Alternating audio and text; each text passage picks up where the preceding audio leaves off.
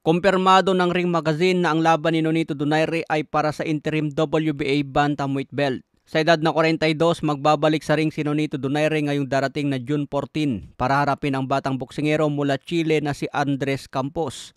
Gaganapin ang laban na ito sa bansang Argentina. Huling laban ni Donaire noong 2023 kung saan natalo by unanimous decision kontra Alexandro Santiago. 2 taon na hindi lumaban at natalo ng 2 beses sa huling laban niya. Pero binigyan pa rin ng karapatan na lumaban sa interim WBA. Kaya abangan natin kung maipakita pa rin ni Donaire ang matinding pamatay na left hook. Kaya pa bang dagdagan ang legacy sa mundo ng boxing? Ayon naman kay Caleb Plant, narito ang pahayag niya matapos matalo laban kay Armando Resendiz. Sinabi ni Plant, gusto ko na sana na diretsong lumaban kay Jermall Charlo. Pero may rematch close pa kami ni Armando Resendiz. Kaya handa akong ulitin ang laban. Dagdag pa ni Plant, pakiramdam ko dikit ang laban. Minsan kasi sa mga dikit na laban pwedeng pumabor sa kalaban. Mukhang hindi ako mas magaling ngayong gabi. Tanggap naman ni Caleb Plant ang pagkatalo, kaya abangan natin kung paano siya makakabawi sa susunod na laban. Sa ngayon may kartadang 23 wins, 14 KOs, may 3 talo.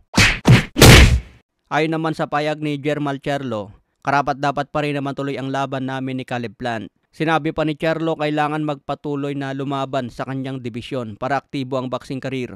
Sayang daw kasi ang panahon kung laging nababakante ng matagal. Target din niya labanan si Saul Canelo bago tuluyang malaos. Siyempre mga tol, payday si Canelo Alvarez. Kung balak mo na magretiro, labanan mo muna si Canelo para malaki ang bayad. Samantala nagbigay naman ng reaksyon si Edgar Berlanga matapos matalo si Caleb Plant. Wika ni Berlanga, "Boy, bugbog sarado ka. Parang nilamog ka ng bubuyog." Ibig sabihin ni Berlanga mukhang hindi kinaya ni Caleb Plant ang suntok ng kalaban at literal na nagmukha siyang panchimbag sa ring. Magandang salpukan din sana ito, Caleb Plant versus Berlanga. Ayon naman kay Carmel Moto na alaga ni Mayweather, sinabing I'm rooting for Pacquiao beating Barrios. Hindi siya sigurado sa kanyang prediksyon pero umaasa na kayang maipanalo ni Pacman. Samantala ayon sa mga pahayag ni Manny Pacquiao sa interview, iisa ang sagot ni Pacman kung paano niya talunin si Barrios. Ang sagot lang niya mga tol, gugulatin niya ang fans dahil may technique na sila kung paano talunin ang mas matangkad na si Barrios. Basta ang gagawin daw ni Pacman, kasama ang trainer at conditioning coach, mag-training ng matindi hanggang 100%. Talagang kumpiyansa si Pacman na makuha ang panalo, hindi raw tayo mabibigo. Ayon naman sa coach ni Mario Barrios na si Bob Santos, nire-respeto si Manny Pacquiao dahil isang greatest of all time. Hindi raw minamalit si Manny Pacquiao kahit edad 46 na. Kaya pinaghahanda si Barrios ng mas matindi.